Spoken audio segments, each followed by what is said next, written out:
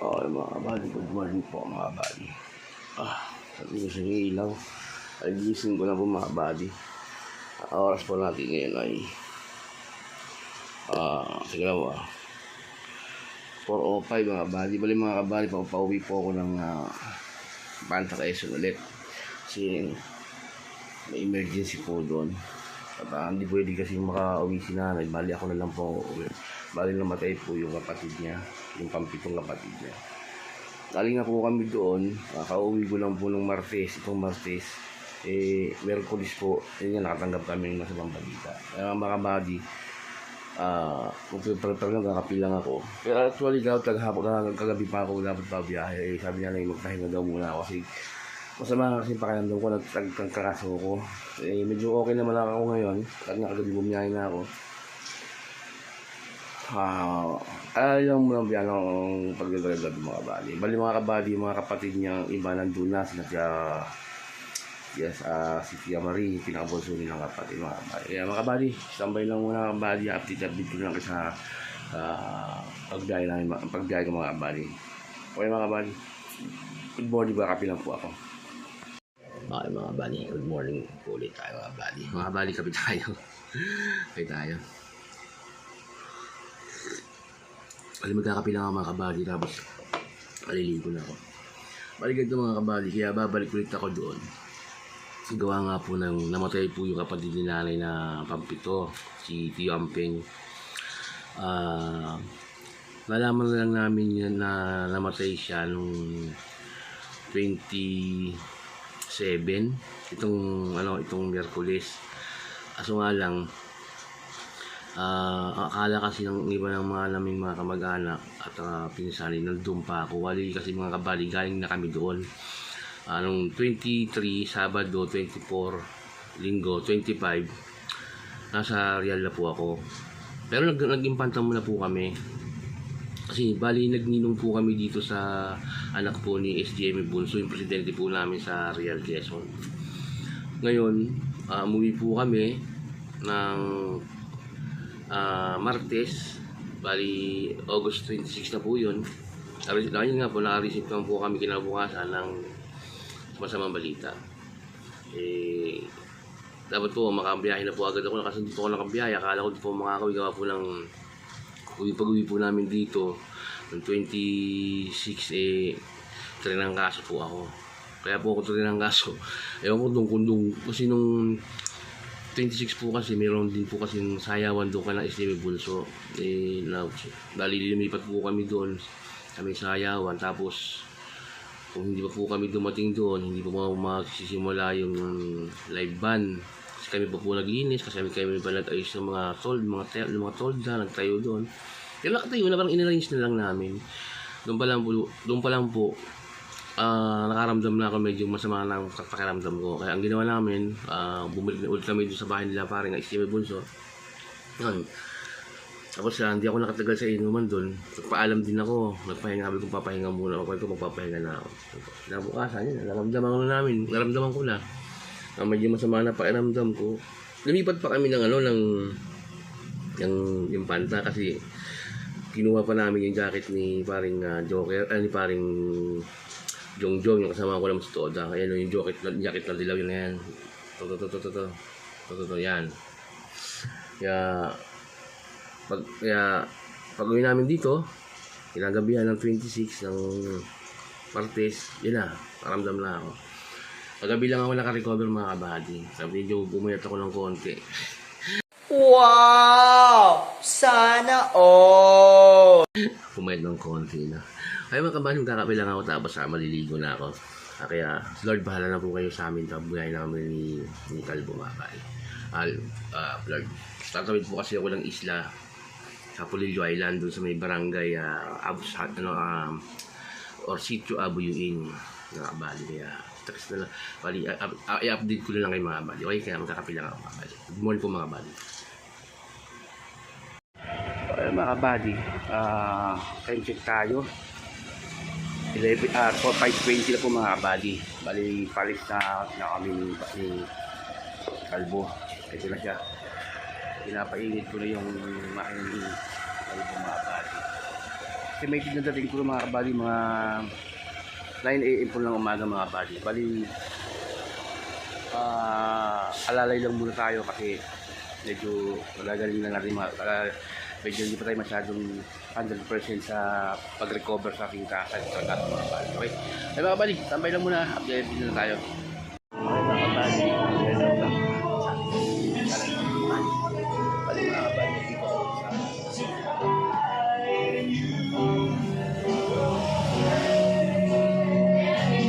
kinakain na namin galing kami kalimutan na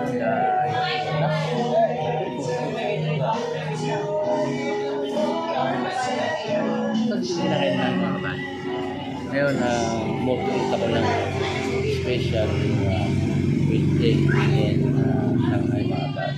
Nangilan ako ng sili, kalamansi, matagkali ako. Kaya mga kabady, ako oras natin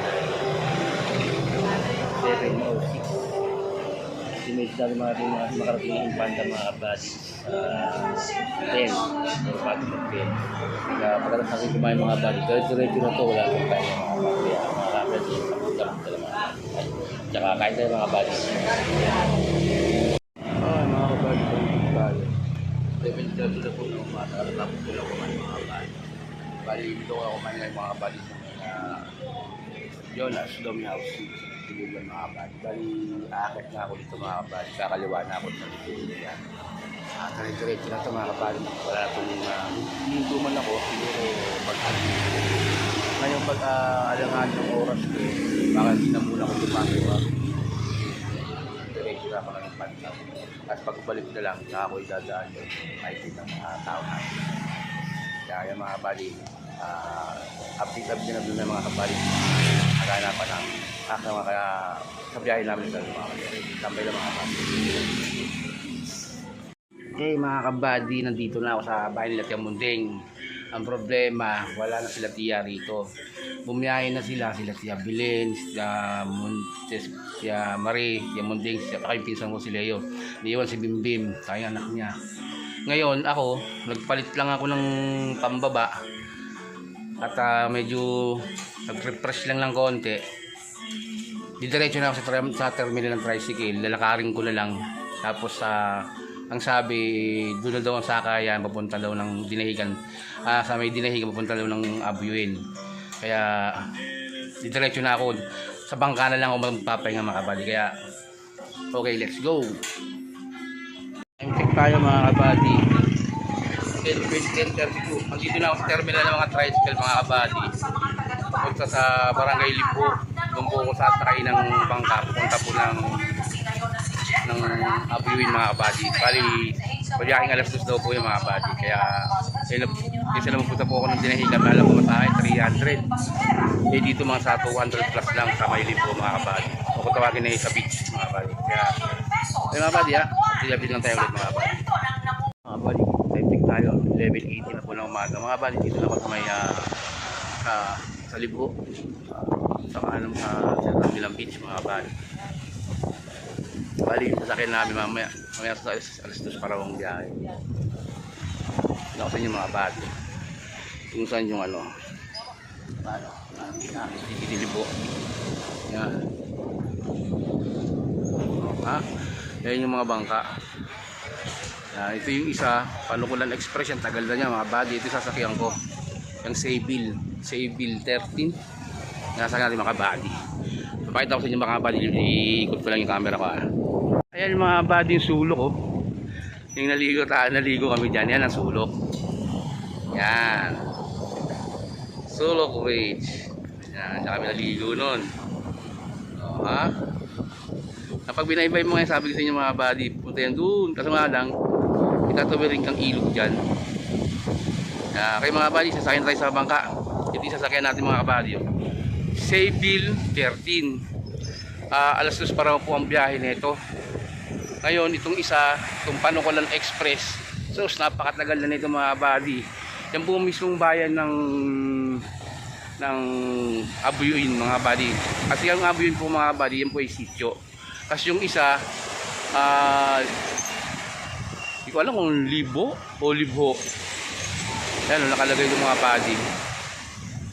Yan ang biyahe ng mga yan. May mga sagsasakay ng mga yero, bigas, semento, bakal. Sasakay dito. Dito mga pabadi yung ano, tawag na daungan. Kasi yung isa naman dinahikan, nandun sa kabila, dinahikan.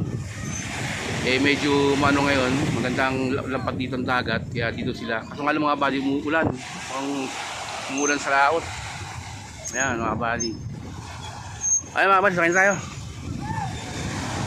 Hindi pa tayo nakakasakay mga body, may 10 piso na agad tayong binayad. Oh, ha?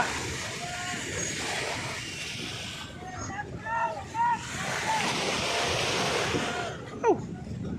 Ayos itong ginawa nila para hindi na rin sila kagaano ng ano, yun o, patakin ng mga body. Yero. Panukulan Express. Huling sakay namin dyan in 2007 pa mga body. Yan, tagal na yan. Matalbog-talbog yung ano. At may bababa. Babayin muna natin sila. Ayan.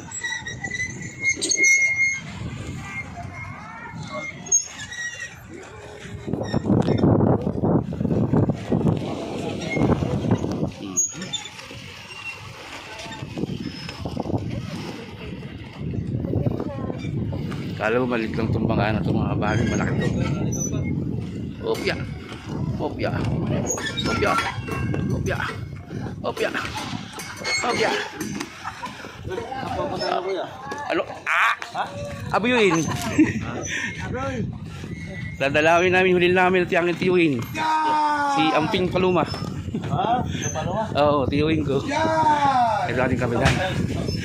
Ha! Kaya tayo mga bali. Hanap tayo ng pwesto. Dito tayo sa ano. Ito yung ano ng mga bali. Sayville O3. Dito tayo sa pwesto para matulog tayo. Ah!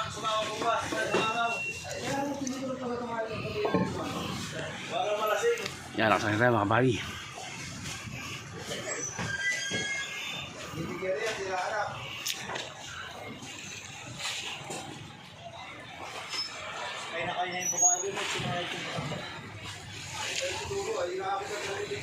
Yan tayo mga body. 107 na ang alis po nito. 130 na mga body. Punong-puno na yung isa ng mga body. May mga sakay na rin dito. Marami na rin mga sakay. Dito na yung kapitan. Pakita ko sa inyo sa kabila mga body. Yan ang mga body. May mga pasero pa ng Panukulan Express. Dami pang dumadating.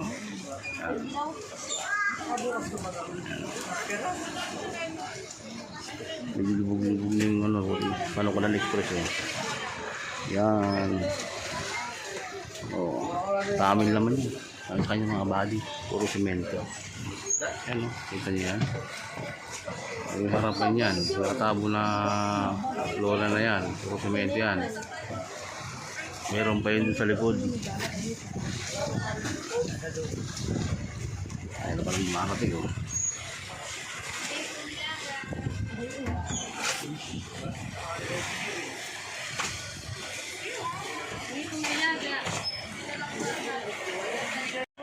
Type tayo mga kabady. 151. Maalis na kami. Kasi yan yung Coast Guard o. Bakit na rito? Isik ko yung mga pasahero. Kung mga naka-life vest. Yan, yung mga Coast Guard. Isik kami rito. Tsaka titignan yung listahan kung ilan yung nakasakay. Tapos kung nakalista ba talaga. Ganon din yan mamaya dyan sa kabila. Sa Panukulan Express. Sa doon sa isa. Ganon din gagawin ng mga Coast Guard. Check lahat yan. Yan yung mga Coast Guard o.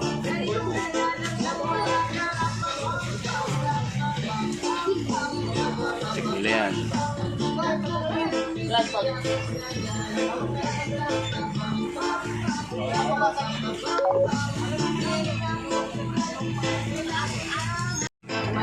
Tingnan yung mga nakakaipit kami mga kabahan pag sa likod. Yan yung mga platform kung tama yung nakalista. Maipit na po rito mga kabady. Ingat kayo sa biyahe mga kabady. Sige, tama na pare. Mga kabady, yan na kami. Ngayon yung panulat.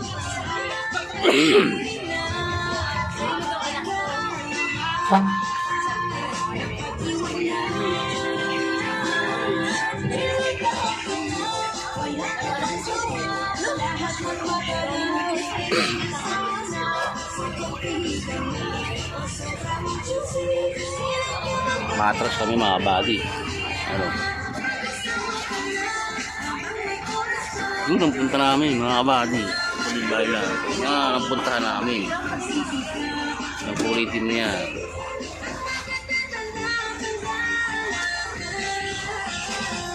Ano iba doon? Iba na.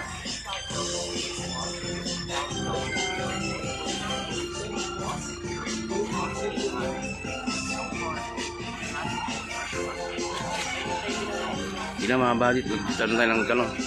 Kasi 15% na lang yung battery natin. Kaya tipid-tipid na muna. Mamaya baka maka-encounter tayo ng dolphin sa laot.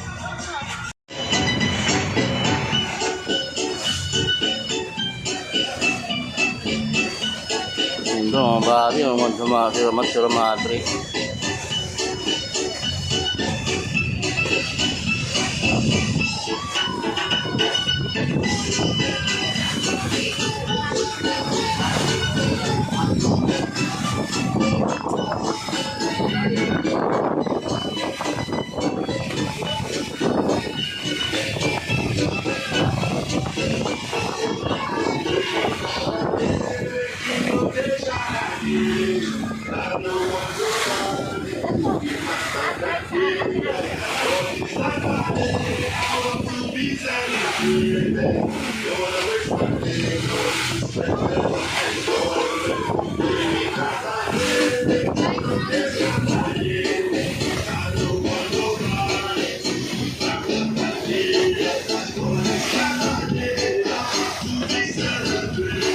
Ngayon lang ulit makakaway ng abuyin mga kabady since nung 2016 hindi ako nagkakamali mga kabady. Ibig sabihin mag 10 years na sa 2026 bali 9 years bago ako nakauwi. Ay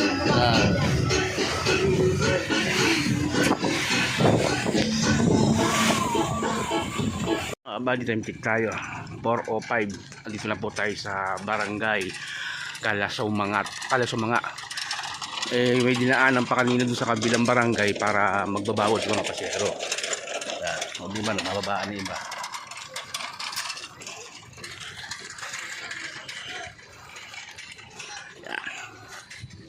Kaya buddy, at malulubat na yung cellphone natin. Kaya mamaya na tayo mag-alok ng video ha. Can anybody